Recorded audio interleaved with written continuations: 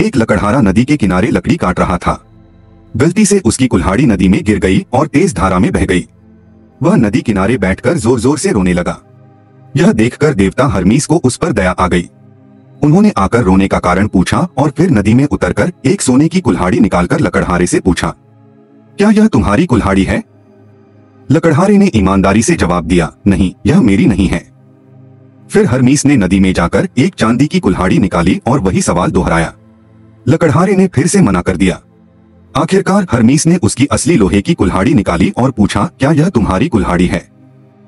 लकड़हारे ने खुश होकर कहा, हाँ, यही मेरी कुल्हाड़ी है।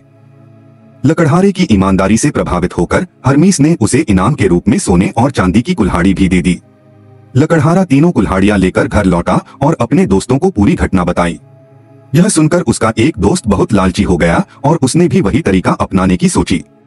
वह नदी के किनारे गया, अपनी कुल्हाड़ी जानबूझकर नदी में फेंक दी और जोर जोर से रोने लगा। हर्मीस फिर प्रकट हुए और कारण पूछा। फिर हर्मीस ने नदी से एक सोने की कुल्हाड़ी निकाली और पूछा, क्या यह तुम्हारी कुल्हाड़ी है? लालची आदमी तुरंत बोला, हाँ हाँ, यही मेरी कुल्हाड़ी है। उसकी बेईमानी और लालच को देखकर हर्मीस को गुस्सा आ गया।